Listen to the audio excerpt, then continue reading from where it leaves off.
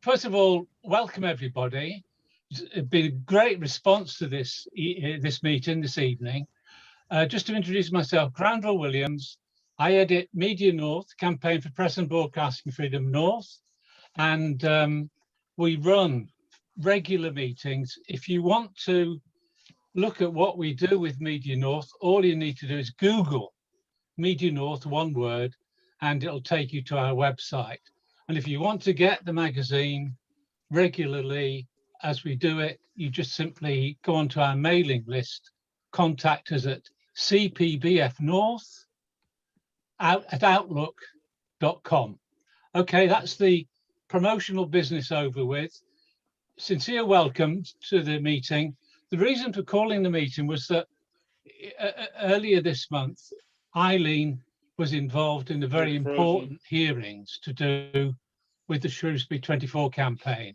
And I thought it was timely to have a public meeting which looked at the broad issue about miscarriages of justice, the ways in which, for most of the media, this is a silent issue, the inquiry and everything else. If you look in newspapers, with rare exceptions, Rob Evans in The Guardian does some good work. The Morning Star covers, with its limited resources, it covers these issues. But this evening, what I wanted to try and do, and we've got three great speakers. I wanted to start off with Stephen Dorril. Steve Dorril has written lots of books about the security services. He's written an excellent book called Smear, which is about Harold Wilson and the way the security services seek to demolish, in a way, his reputation. And so we're going to start off with Steve. So over to you, Steve Dorril, please. Oh, hi. Hi, everybody. I'm going to try and pack as much as I can in a very short space of time. Hopefully we'll come to the questions. I can answer more about it. Directly, I'll go to the question that was posed. Why has so much energy and resources been devoted to targeting trade unionists in undercover operations? The quick and easy answer to that is the middle class wanted it. Now, it's a very complex answer after that, and I'll try and explain why. But for me, there are two key dates, 2 key years in the context of the attack on trade unionists.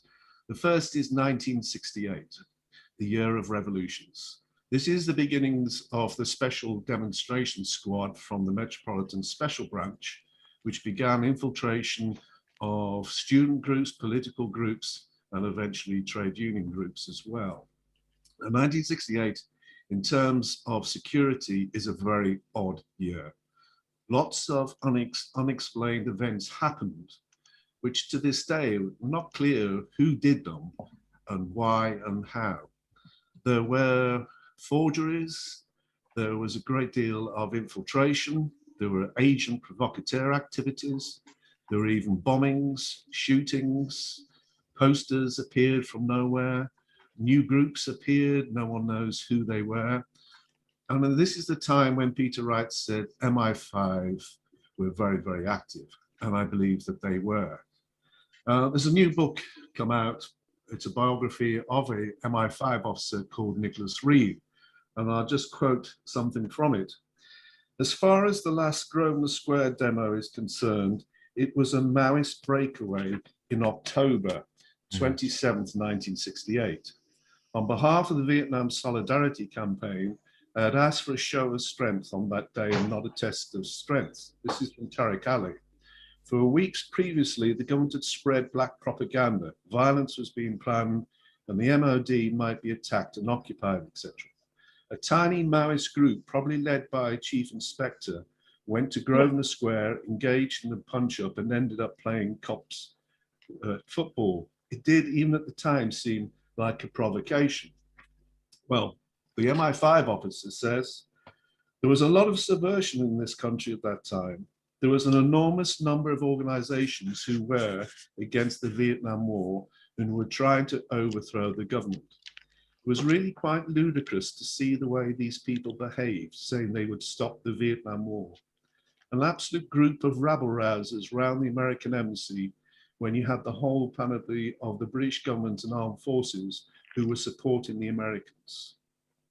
It says, what was particularly interesting was that we managed to infiltrate. This is the MI5 officer. I used to go to some of their meetings and wave the flag and say, up the anti-Vietnam group, etc. This was terribly amusing because the final demonstration to Grosvenor Square was led by one of the chief superintendents of Special Branch, and they didn't know it. So we were in complete control of the whole thing, but nobody went to prison. Nobody was investigated unnecessarily, and the whole thing was under control. So MI5 were engaged. Special Branch, Metropolitan Special Branch, didn't really have a clue of what was going on themselves. MI5 was a very bureaucratic organization up until 1968, which relied on membership of the Communist Party of Great Britain for its files. If your grandmother had been a member of the party, that was enough for you to have a file in MI5. And there were thousands upon thousands of files. But they didn't know what Maoist groups were. They didn't know what the IMG were. They didn't know what the TROP groups were. An amusing incident, one of the leading Special Branch people who was investigating these groups went to Stuart Christie of the anarchist Black Cross. Unfortunately, Stuart died last year. He told me that the Special Branch officer in 1968 said, Stuart, tell me, who are these Maoists? You know, what have they got to do with the Communist Party? Are TROPs communists? And they didn't know. And he had to tell them and gave them a political lecture about all the different groups. And from that point on, the Special Branch began to collect files and infiltrate the groups. And gradually this moved into trade union groups. Now in the 1980s, during the miners' strike, I was asked to give talks to various trade union groups during the strike and later.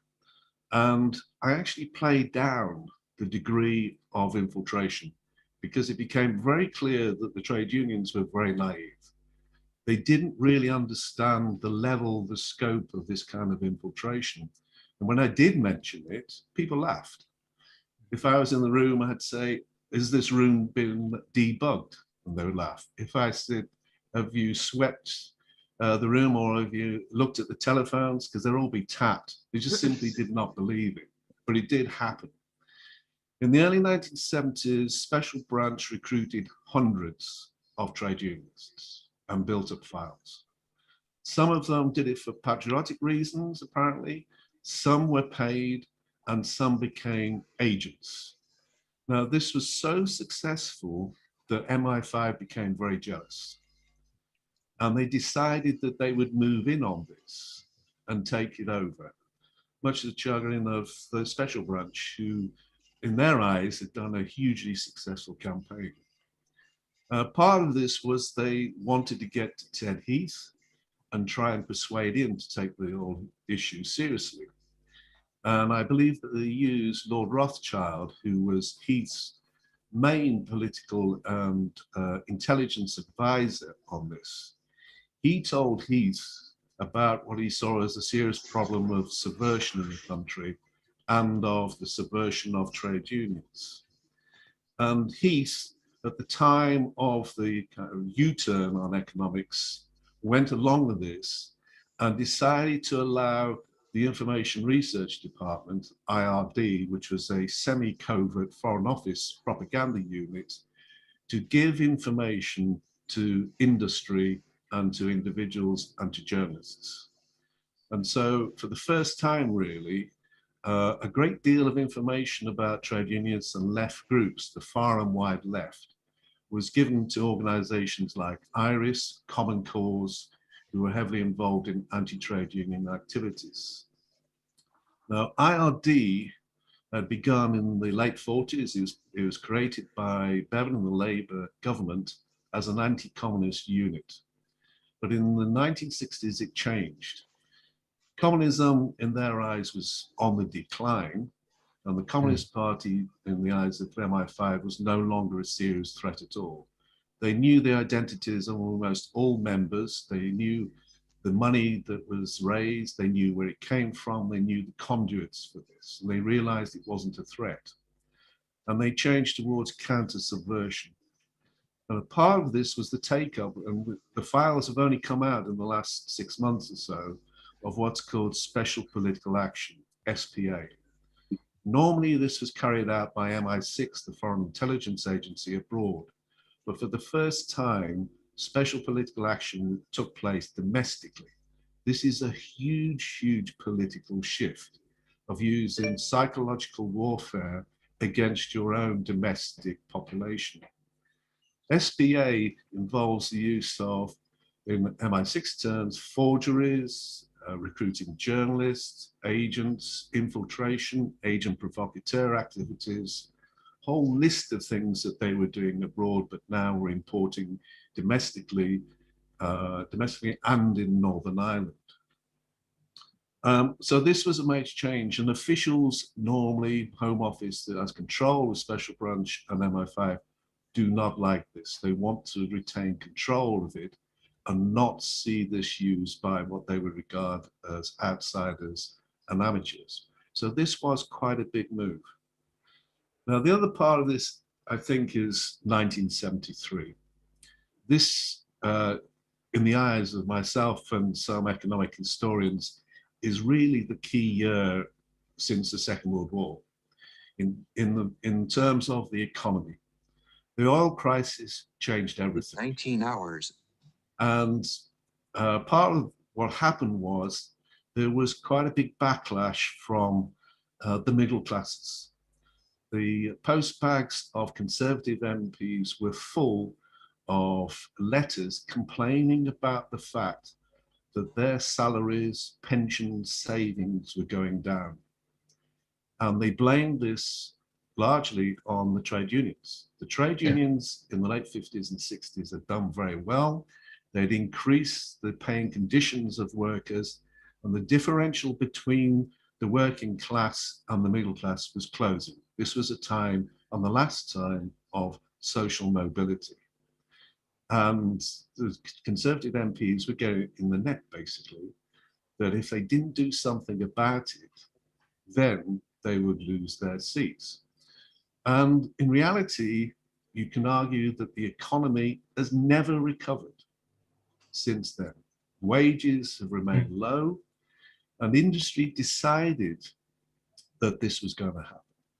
Now, in Germany, they carried on with their system of corporate boards, local banks, etc., which ironically had been set up by the British post-war.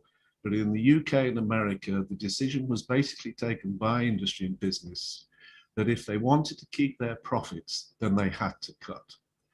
And it's very stark looking at the figures. The fall in research and development since then and now is big.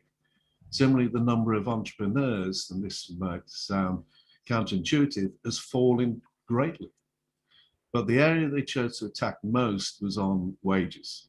And to do this, you have to attack the trade unions. And it's very clear from reading the memoirs of the time, the records of the time, that the Conservatives, and particularly that group around which became the Thatcherites, were going to attack the trade unions. And they did.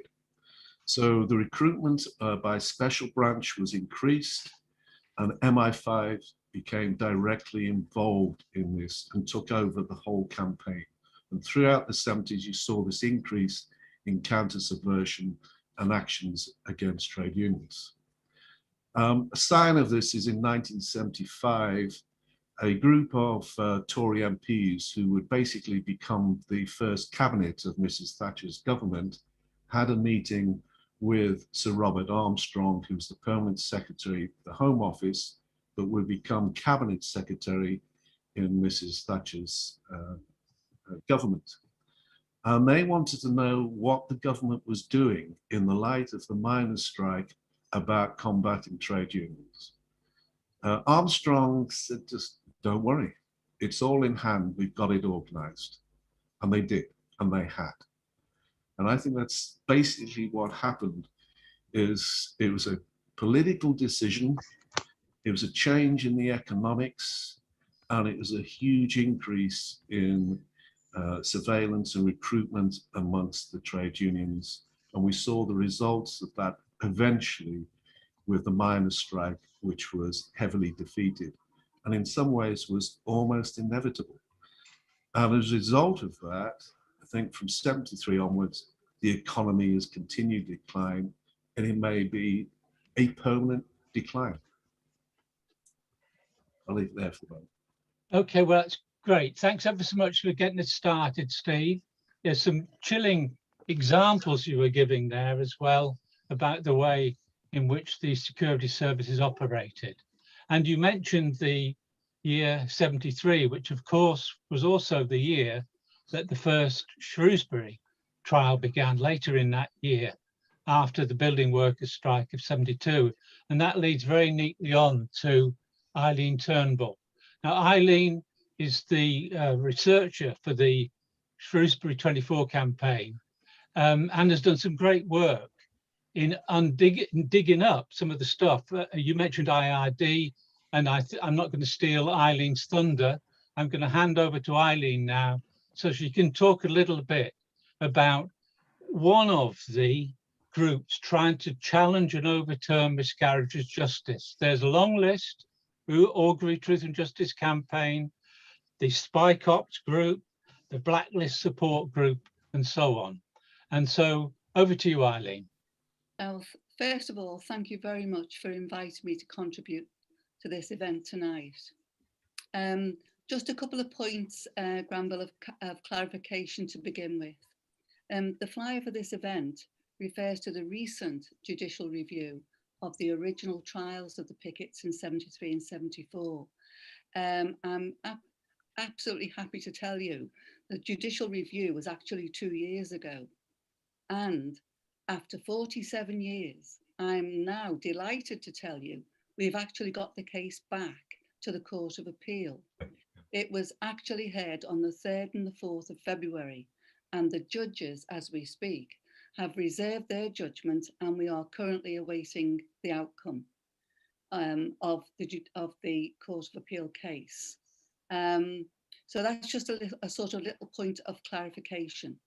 Now, the Shrewsbury 24 campaign was set up in 2006 in response to the premature death of the leading picket, Des Warren, 2 years earlier. Des received the heaviest sentence of all the pickets. He received 3 years in prison. And he actually tells the full story of that in his book, The Key to My Cell. We have worked closely with the pickets now for 15 years. And our aim is always to have the convictions of all the pickets, all the 24, quashed. They arose from the first and only national building workers' strike in 1972. At the end of the 3 trials in Shrewsbury Crown Court, 6 trade unionists were in prison for picketing. 16 got suspended sentences. The pickets have always maintained that this was a miscarriage of justice. We knew in 2006 there was only one path along which our campaign could go to get the pickets' convictions quashed. We had to persuade the Criminal Cases Review Commission to use its statutory powers to refer the convictions to the Court of Appeal. And this is no easy task. Ask any miscarriage of justice campaigner. As illustration, in 2019 to 2020, the CCRC received, and I'm going to make this very clear, 1,334 applications. In the same year, it sent just 29 cases to the Court of Appeal, and that's around 2%. And that's not a one-off, that's since the inception of the CCRC. The CCRC will only refer the pickets' convictions if we obtained fresh evidence. And that was not available, for the original trials in 73 and 74. As a campaign committee member, I carried out extensive research over a period of 10 years to find that evidence. We lodged the pickets' applications to the CCRC in 2012, and 5 years later, in 2017, they were turned down. but we never gave up. We then went on to challenge the CCRC's decision by way of a judicial review. We argued that its decision was perverse and that the CCRC had not understood the correct legal test to apply to the evidence we provided. At the hearing in the Administrative Court in Birmingham in 2019, our barrister, Danny Friedman of Matrix Chambers, put our case. And believe it or not, after 2 hours, the CCRC, after all those years, threw in the towel. We were absolutely jubilant. We were over the moon, but it took them a further 10 months to accept our fresh evidence and agree to send the case to the Court of Appeal. Now, I'd like to look at how was the fresh evidence discovered, because the obstacles were huge. Our starting point in 2007 was naturally to ask the Labour government to release all the documents relating to the Shrewsbury trials in 73 and 74. And in reply, we were told that the documents were being held back under Section 23 of the Freedom of Information Act, that to release them to us would be a threat to national security. We've not to forget here, this is a Labour government. We didn't accept this. What was so secretive about a national building workers' strike 40 years earlier? So we campaigned for the release of the papers. We gathered over 100,000 signatures on an e-petition and a paper petition, and this activity generated widespread interest in the case. It then led to a debate in Parliament, championed by, I have to say, a brilliant person called David Anderson, then the Labour MP for Gateshead. And they voted in Parliament 120 to 3 to release all the documents. And what happened? Yes, you've guessed it. No further information has been released at all. Now, I knew then, and I have to say I had to face it, I was really up against it, really up against it. So I decided to try and find the evidence myself. I travelled the length and breadth of the country to various archives. I think the last count, it was 21, cross-referencing documents as I went along. What is before the Court of Appeal at the minute is just a fraction of the information I managed to obtain about the trials, as the CCRC and the Court of Appeal are only concerned with the evidence which deals with the legal issues surrounding the Pickett's trials and convictions. For those who are interested in the whole story, I have written a book about the case, and it's a fascinating story, which includes the role of the employers, the police, the prosecution, and the judiciary.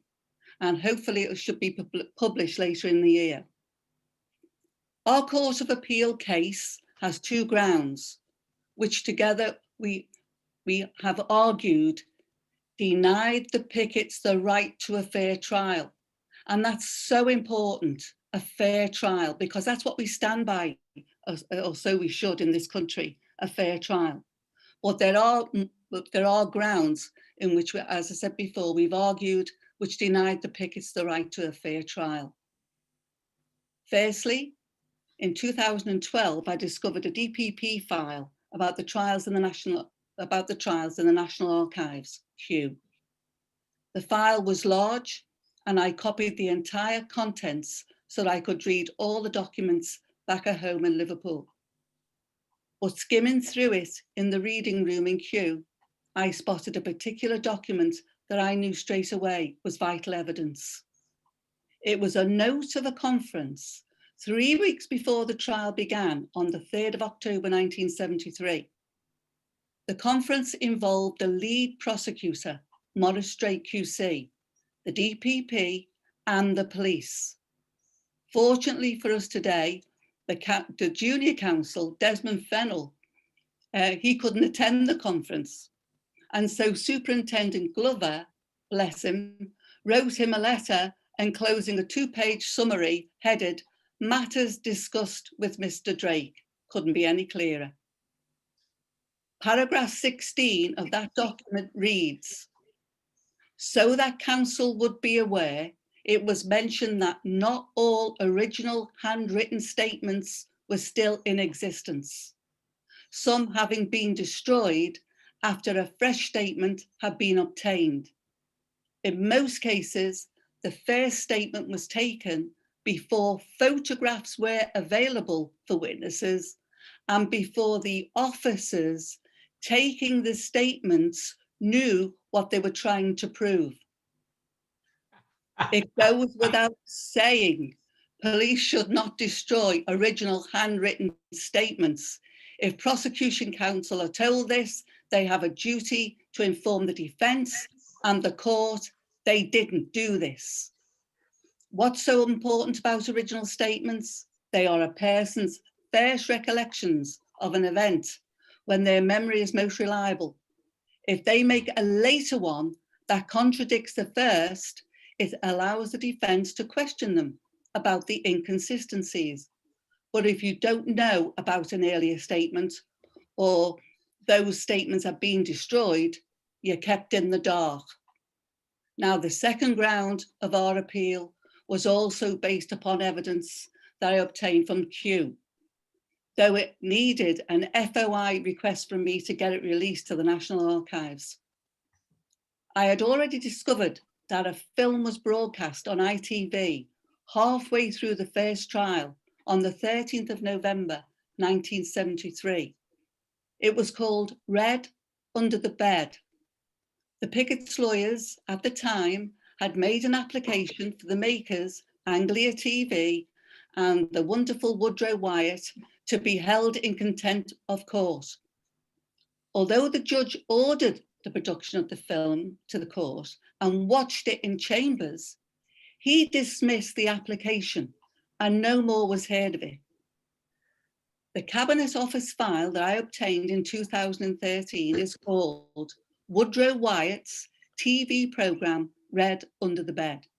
It showed that the government, through the Foreign Office's Information Research Department, that department again, was heavily involved in the film, providing documents and witnesses for Wyatt to use.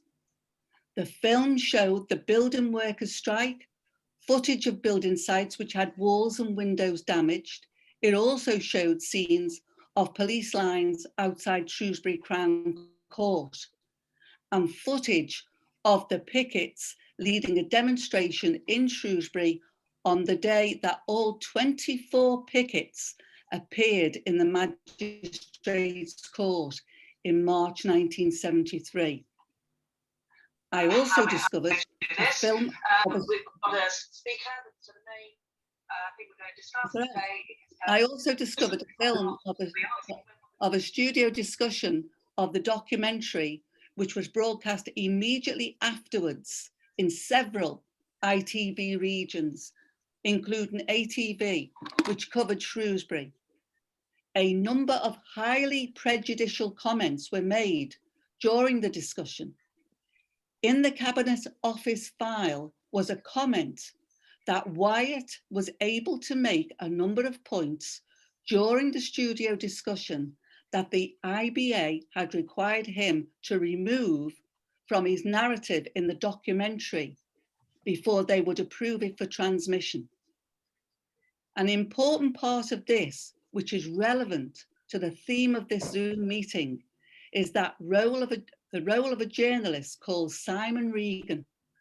He had written an article as part of a 2-page spread in the News of the World in October 1972.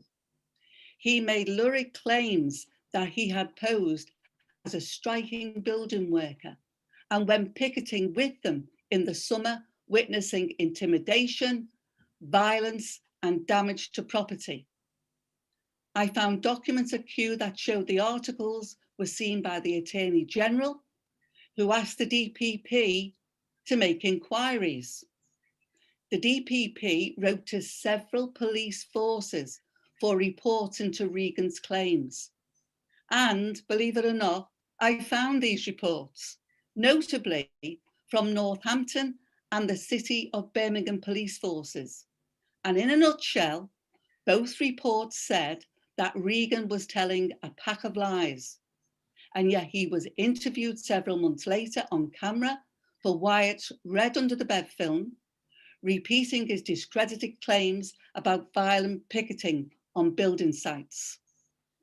This information about the Red Under the Bed was put on our website shortly after I discovered it, and it was covered in several national newspapers. There is a lot more to be said about this file, a lot more, but I don't have the time. What I've learned from my research, which has taken me a long time, admittedly, because I was never a researcher, is the need for patience and perseverance.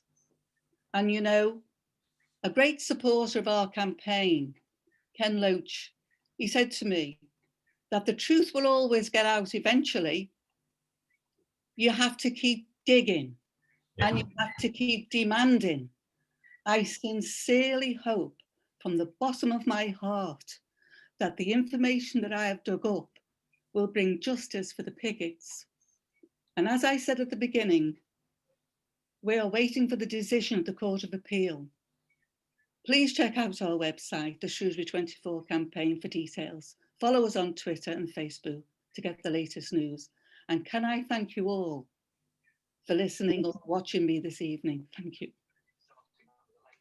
Well, thanks ever so much, Eileen. I mean, that was inspirational. I mean, and the efforts and energy that you put into uncovering that, it reminds me in a way of what the Hillsborough people did, that they had to go and dig and dig and dig to get the evidence to confront the lies that had been said about who was responsible for the disaster. Tremendous stuff there. Thanks very much, Eileen. You mentioned the outsourcing of PPE supplies. There was such a debacle last year in the NHS. Is there somebody who's not muted anywhere? Test and trace system and the cost. Okay, is that somebody there who's interrupting? Can you just mute yourself?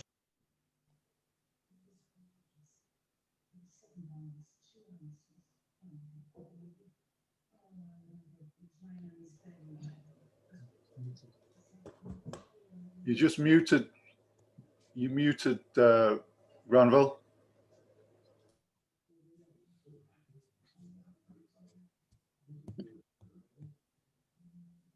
Granville, you've muted yourself. Oh, I didn't. Oh, okay. We all right now? Yeah. Okay. Don't Sorry mute about that, yourself. folks. Okay. I don't know how I did that. One of the things that you mentioned, Eileen, was the Red Under the Bed program. Yes. And that the IBA, and Laurie will know this, the IBA used to look at programs before they went on air. Now, often they were the ones like the Granada World in Action programs that they didn't like because they were criticizing from a left perspective sometimes. But Red Under the Bed, they didn't like. They thought it was too right wing. That right. What Wyatt was doing was actually presenting his own views. So I'm interested in what you said, that in the discussion afterwards, even though he complained he was censored, he wrote a letter to the Times saying he was censored for the program. So I'm interested in what you said there. Okay, we're moving on now to Laurie Flynn. I've already mentioned Laurie, and Laurie also historically, of course, covered the original trials. So he's got an intimate knowledge of what happened at Shrewsbury back there in 73 and 4. So, Laurie, over to you.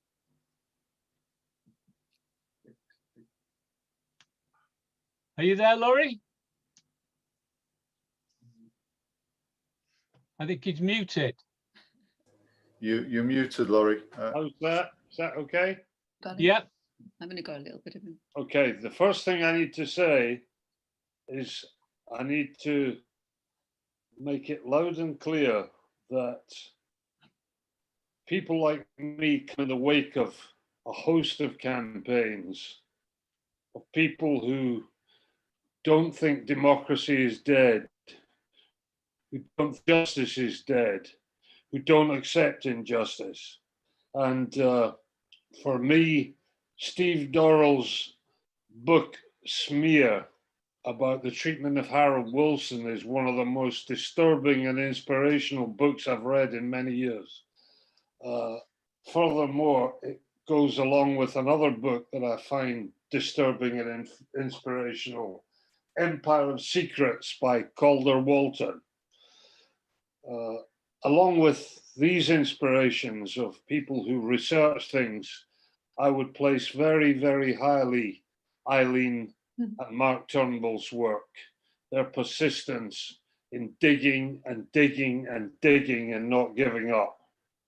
But also, let's patch in all the other campaigns: Orgreave, Hillsborough, Shrewsbury, the Scots miners who have now got their charges quashed. What about Grenfell Tower? What about Hillsborough? What about the Lawrence family? What about Duane Brooks? What about Windrush? What about all the campaigns I don't know about?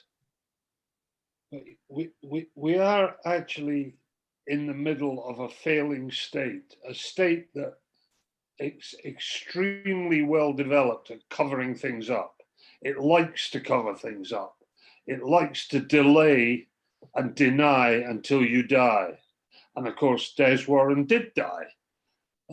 He was left hanging, imprisoned, perturbed, drugged. And these are deeply, deeply shocking things, which are all indicative not only of an ailing state, but an imperial state that is dying, that has spent a lot of time dying, a lot of time covering things up. And one of the campaigns I would like to mention is the campaign of the Mau Mau victims in Kenya, or Kenya. I don't even know how to pronounce it properly. But these people uncovered the fact that there were 1,500 files hidden away in a place called Hanslope Park in Milton Keynes. I hope that's the right pronunciation of Keynes or Keynes. I don't know, but it'll have to do. So what we have here is an entire building, a vast building, not a garden shed, but a vast building where thousands and thousands of files about what Britain did in its imperial past that have been secreted away and are still secreted away. And until there is a proper openness about all this, we will carry on having scandal after scandal, after scandal after scandal. How appalling is the Windrush scandal? How appalling is the Grenfell Tower scandal? How appalling is it that anybody who campaigns about anything is deemed a subversive?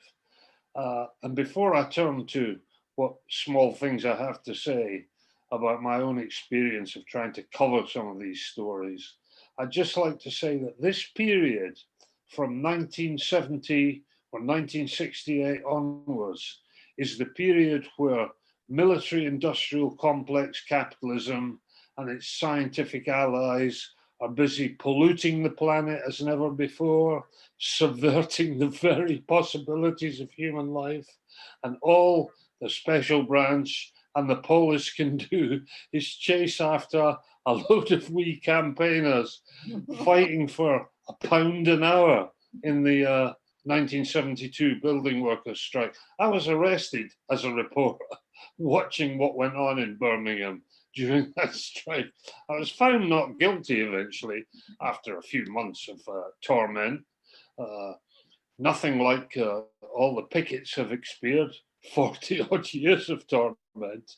This is how terrible this is. This is how tyrannical bits of lawlessness are woven into the so-called democratic state, which is very, very far from democratic in all sorts of ways. I first came across people watching me and others when I was a young cub reporter at Construction News in 1969 and 1970, when we first came across the McAlpine's tremendous ability to get contracts, even though they weren't the lowest bidders, because they were so closely aligned with the military-industrial complex and the British state. They were able to get the contract to build BSC, British Steel Corporation's Anchor Steelworks, even though they were far from the lowest bidder. They were able to get all sorts of other contracts. And they were also able to be among the people who trampled on the building workers in the 1972 strike and who arranged for horrible things to happen, not in Liverpool, not in Birmingham, but in North Wales, where the trade union and labour movement was very weak. And there's no doubt whatsoever that this was a strategic decision taken to victimize people, to put people on trial who should never have been put on trial. Indeed, the local police forces had concluded that there was trouble on both sides and the cases should not go ahead. But we're dealing with 1968, the great demonstrations against the Vietnam War.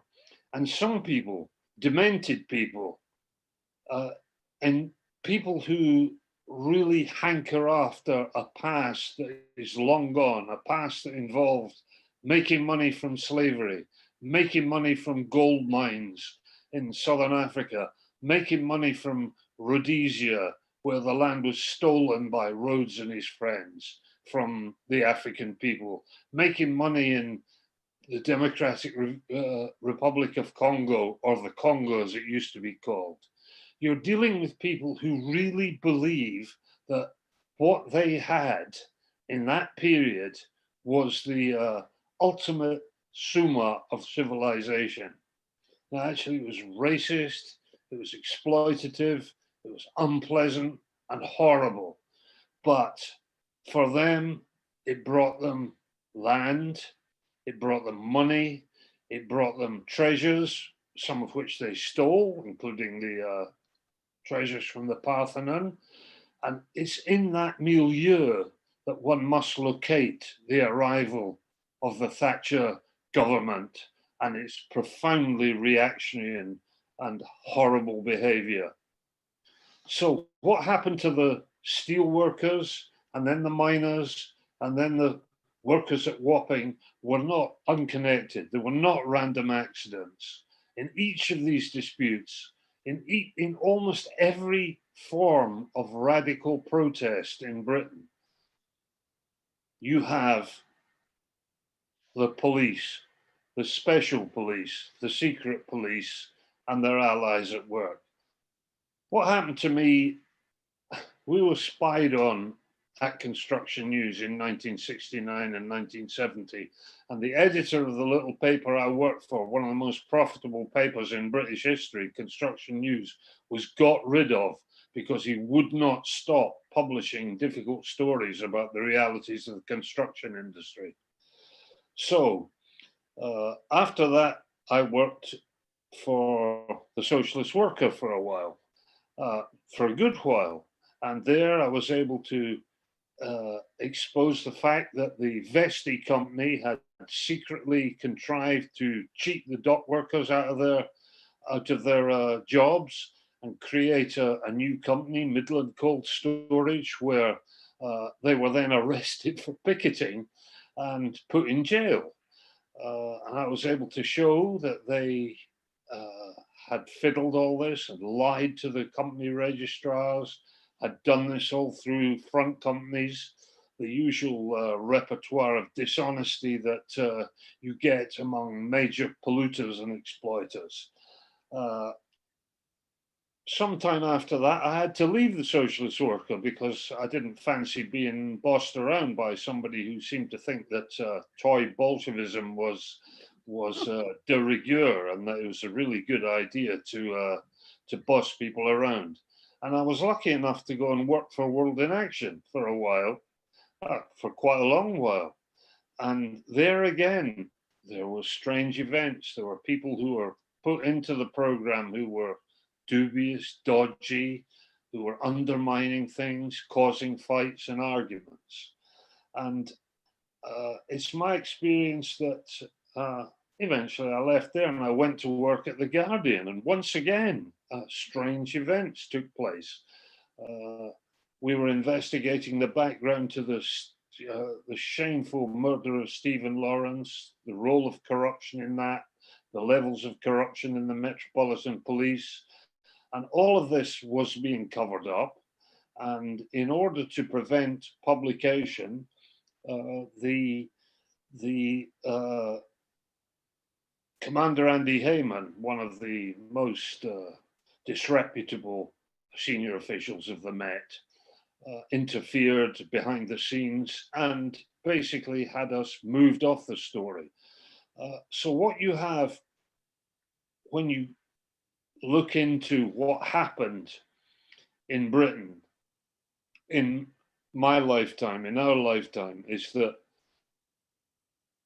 Rupert Murdoch became the kingpin of the communications business, and he personally and his allies corrupted the Metropolitan Police and turned them into their own peons.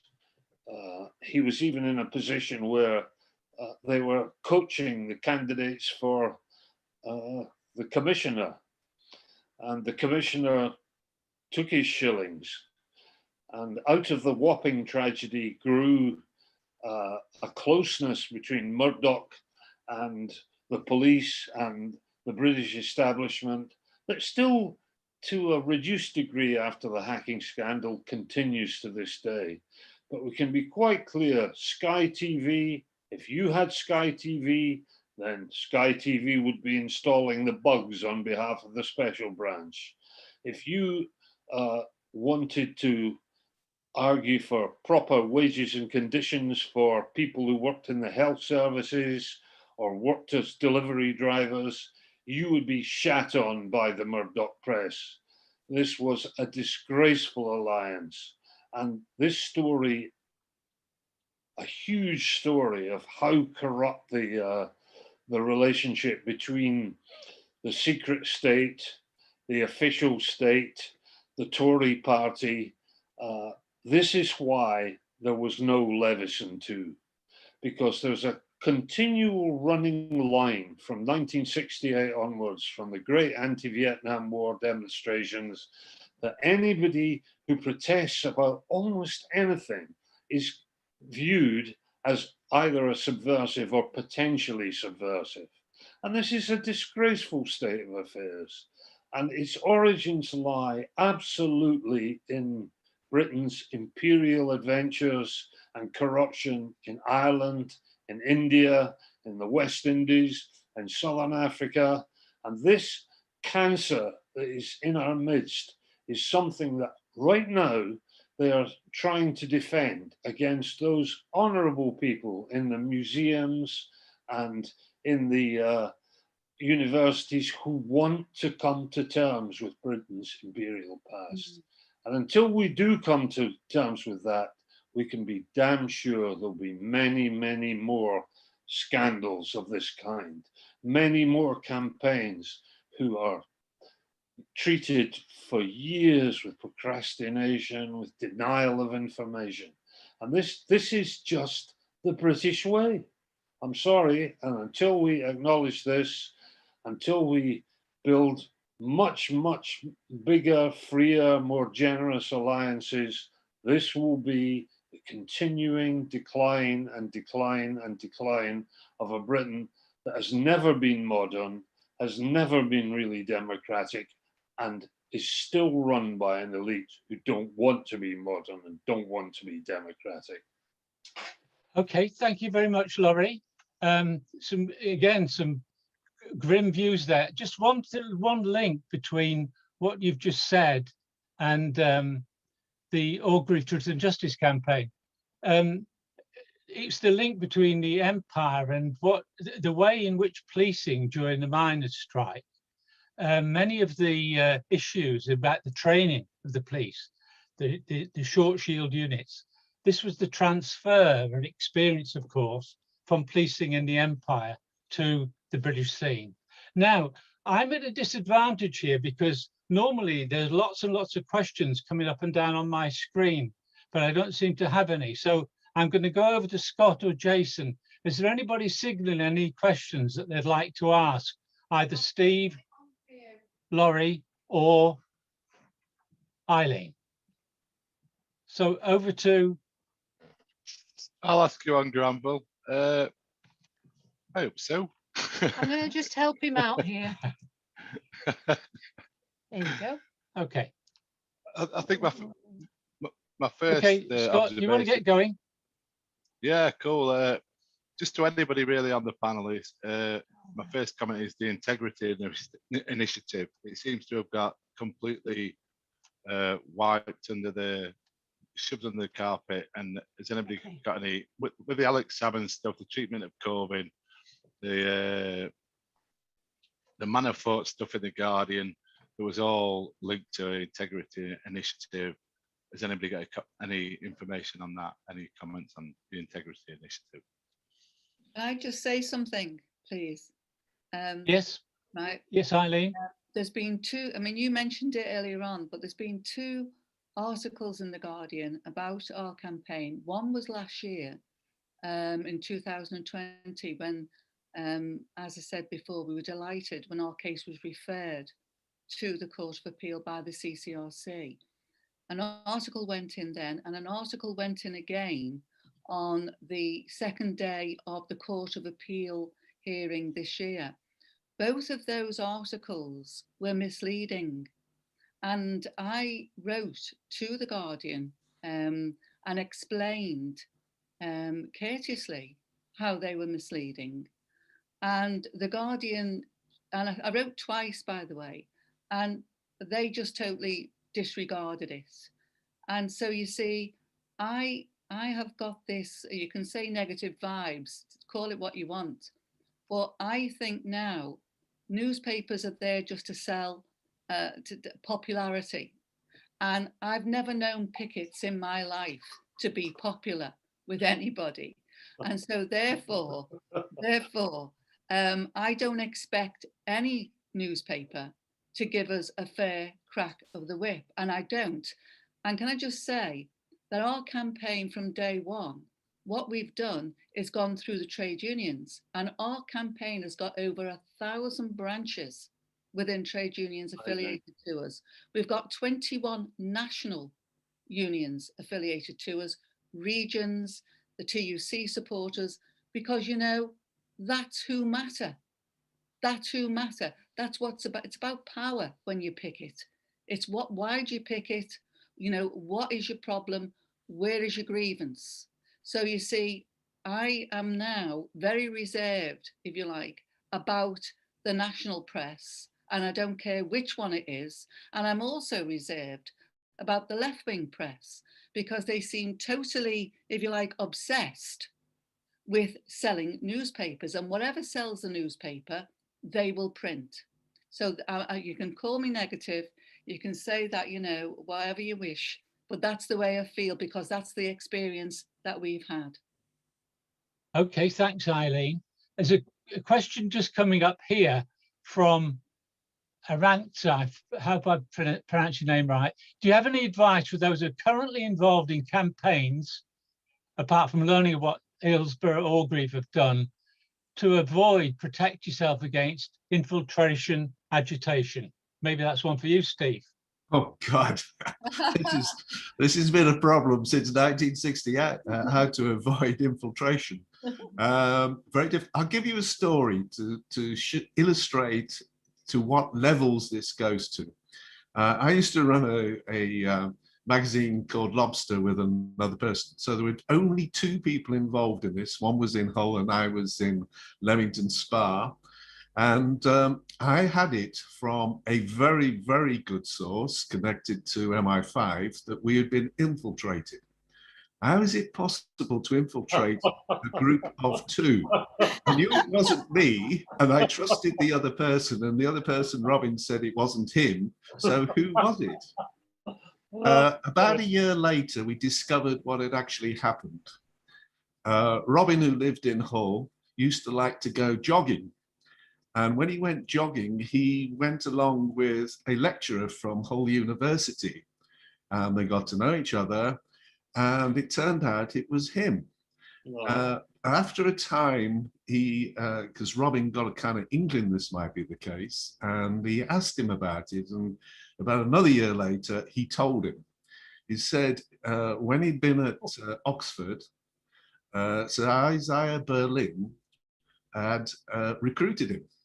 Berlin is very close to MI6, recruited him, and this guy was going up to Hull to be a lecturer. And he said, well, when you're up there, can you keep an eye on this left-wing magazine called Webster? And that's what happened. So, when infiltration is at that kind of level, what do you do? To be honest, you have to go on instinct. And I know a number of left groups have kind of isolated themselves, used to give kind of questionnaires to new entrants to see what Marxism was or whatever. So it's very difficult to do. I think it's probably somebody who hangs around. It's somebody who wants to go to all the meetings. It's somebody who wants to push you a bit further than you want to go.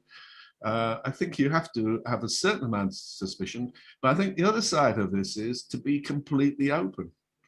All the political groups I was in were just completely open. We did not have secrets.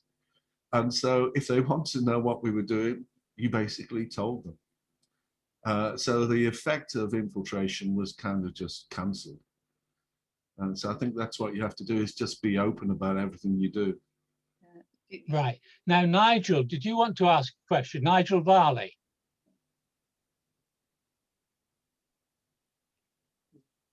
Unmute myself. Are you taking questions? Yeah, Just questions, or can you take comments? Sorry? Yes, yes, please. All right, sorry. I'll just say my piece. I mean, I've been around for, well, in politics since 1963, 64. I was on the Grosvenor Square demo. I'm not sure, Stephen, about the punch up there being a plot. We were at the front and it seemed to happen naturally. But anyway, that's beside the point.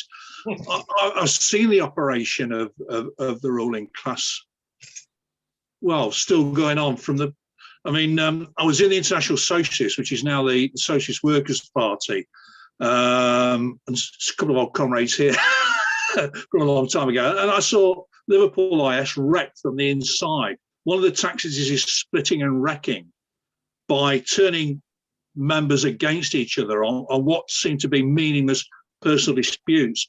They also nobbled leading members. I mean, Roger Rosal was a classic case, a very important member of Liverpool IS who was bought off. But the other thing I'm seeing recently in my work in the National Education Union, which was the NUT, is the way that they're not police agents and they're not MI5 agents, but they're people who are obviously working for the other side. They get into position and they sit on things. We've had a case now recently where people have been agitating for a much stronger resistance by the union to the premature opening of schools.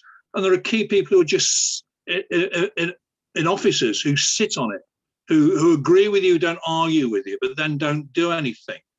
So the way they operate, I've seen it time and time again, both in politics and in the union, is splitting and wrecking. And if you look, the way to going on is somebody's factionalizing or raising. You look at what are they doing? What are they arguing on? Does it really mean anything politically? And if it doesn't have any basis, then it's wrecking.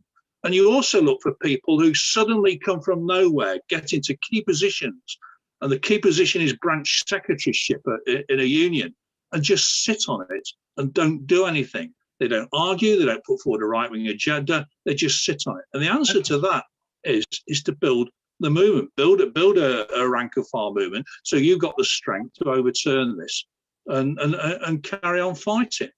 I could go on for ages about stories about splitters, wreckers, police spies, agents, provocateurs. Okay. I mean, Granville and Laurie, old comrades, who probably well, we were there. I mean, I think I want to stand back a little bit from getting into the more conspiratorial aspects and just go back. Laurie, when you worked on World in Action, one of the things that I mean, Eileen was saying that she now doesn't trust the newspapers, the media, but I do think that there have been glimpses where we've seen, I don't think we're going to get many more of them, but where we've seen the broadcast media, in particular current affairs programs. First Tuesday with Grant McKee, pursued miscarriages of justice for the Guildford Four and similarly, I remember very much the issue in Birmingham, sorry, the Birmingham 6, the miscarriage of justice. And it was a Granada World in Action program that first said the forensics is flawed and the Birmingham 6 were beaten up. That's how they were treated. And so, Laurie, I mean, you described some negative experiences, but what about that experience with the Granada World in Action? Was it anything positive about it at all, apart from that example I've given? Oh, it's hugely positive, but it was hugely positive because Granada was a unequivocally evidence-driven, left-wing socialist intervention into the communications jungle. In a sense, it was the replacement for the Daily Herald and the News Chronicle. It was founded by a man and his brother, the Bernstein family, who were remarkably cultured, capable entrepreneurs, business people, but who were people who had a profound sense of the appalling crisis that so-called civilization was going through in the 1920s, 30s and 40s. And out of the war, I mean, the first thing that Sidney Bernstein tried to do after the war with his friend Alfred Hitchcock was to produce a film about Keir Hardie, the founder of the Scottish Labour Party, and the person who enabled Labour to have some purchase on the appalling nature of capitalism at that time. I mean, you're talking about a culture that was deliberately destroyed, that was put to the sword by the kind of political legislation that was brought in, not only to destroy World in Action, but to destroy This Week, to destroy Roger Bolton, to take out Yorkshire TV, to take out Weekend World, to take out the Friday night program that Thames put on. You're talking about a huge landslide of tyrannical proportions. Yes, there are many. Let's also just deal with The Guardian for a minute. Okay. The Guardian has more than one side to it. There are some wonderful, wonderful people work there. Not all of them work there anymore. But the undercover policing inquiry is something that we need to say is a very serious achievement. Quite what the outcome will be is another question, because it's being delayed and delayed partly by the illness and I think death of the original judge and his replacement by the latest guy who's quite a lot safer from what I hear. But that inquiry would not have come about without two things. The campaigners, and it's a grave admission on my part that I didn't mention the women who stood up and campaigned about the way they had been wronged, raped, misused, and deliberately exploited by the Metropolitan Police. This is a huge scandal. And it to me, it is quite appalling that this inquiry is dribbling away into the sands and not dealing and bringing out into the open what really happened here. This is a truly shameful event that these women were sincere, dissident, campaigning people who were set upon by the high command There's no doubt about this. This was not something that was improvised by rank and file officers. This was driven right from the top. And it is, in Italy, there's a thing called the cupboard of shame. Well, we've dealt with some of the components of, of the British cupboard of shame. But high among them would be the treatment of these women and the treatment of two Irish solicitors who were murdered. Rosemary Nelson, Pat Finucane. These are huge, massive scandals of world-class importance, which are quietly being procrastinated, buried, parked away in buildings, in files.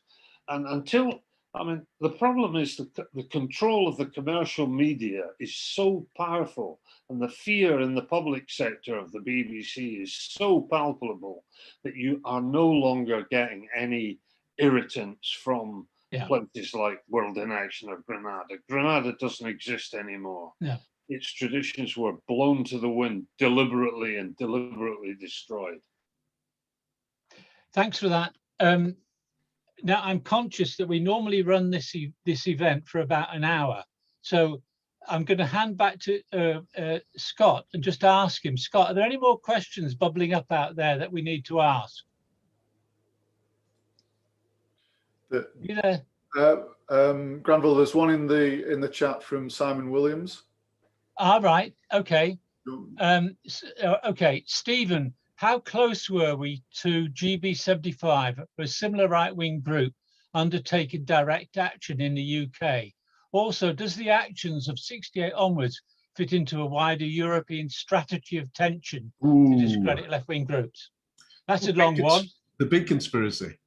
I've often wondered about the events of 1968, whether they did fit into what's known as the strategy of tension, because it certainly seems like it, that there were elements of it, because I know for a fact that extreme right people and extreme right groups did take part in some of the events of 68 and were used by special branch, etc.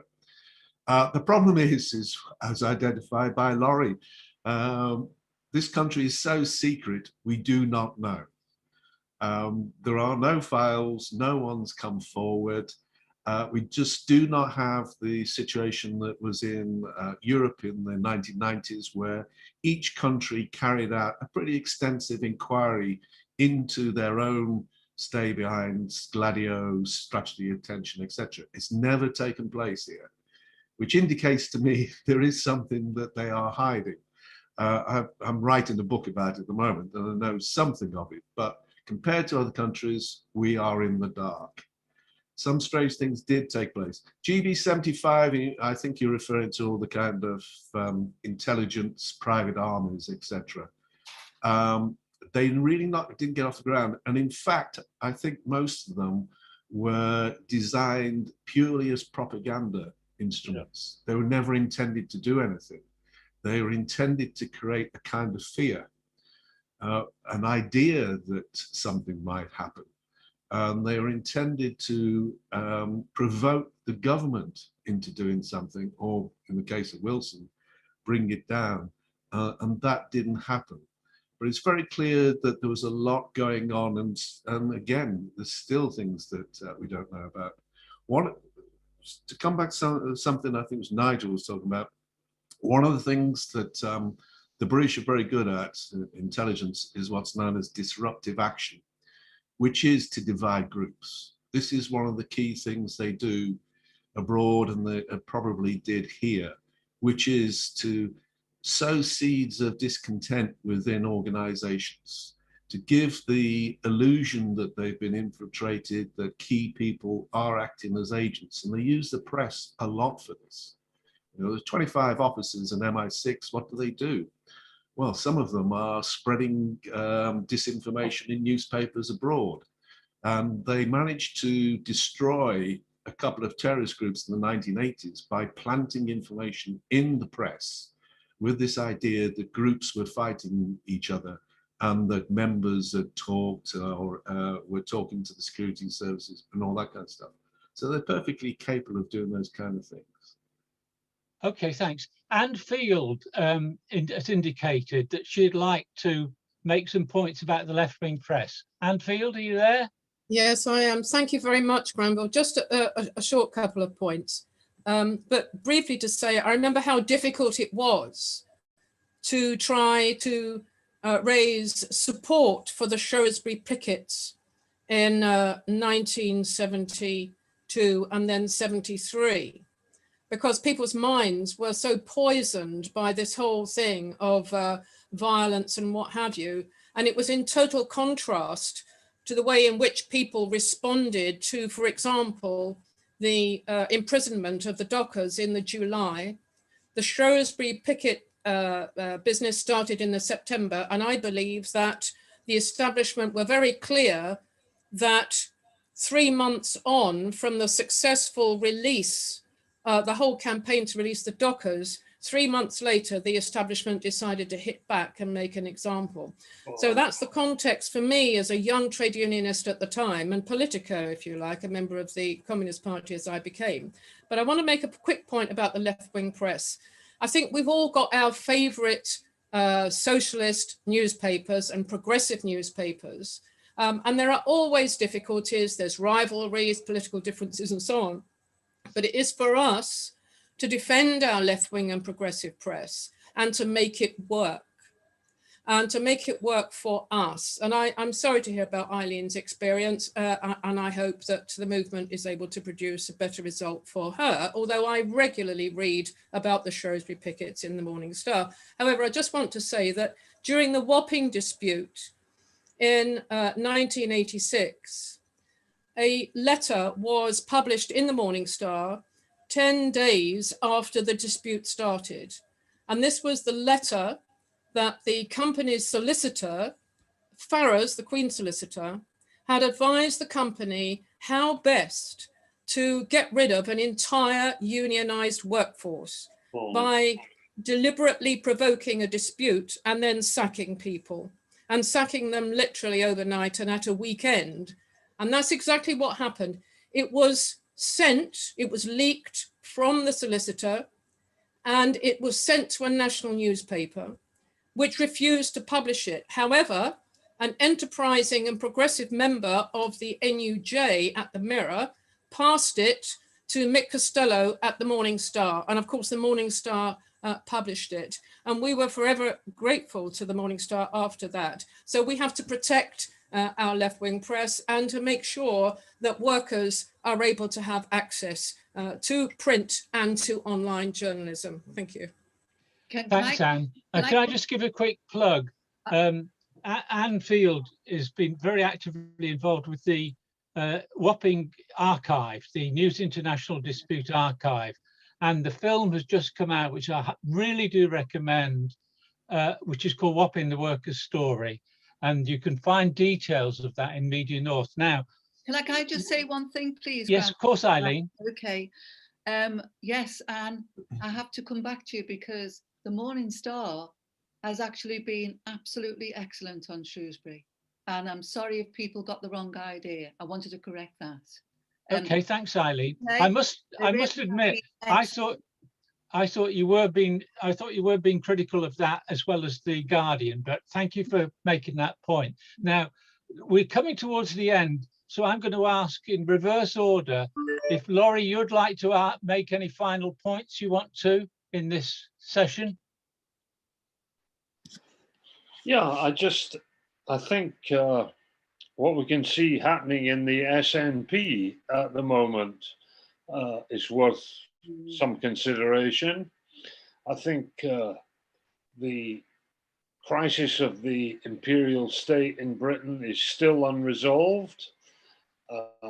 It will continue. I don't believe for a second that there's any chance of it going away. The grievances and injustices are so considerable that take place that I think there's every reason to be both somewhat concerned about what further troughs of despond we may have to go through, but that I believe that the Shrewsbury campaign will win out.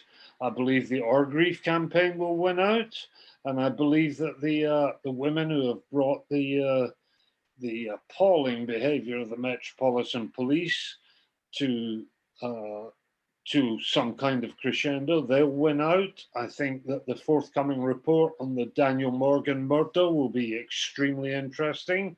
It may not give the family everything they want, but it certainly will clarify a good number of very profound questions about the levels of corruption in the Metropolitan Police.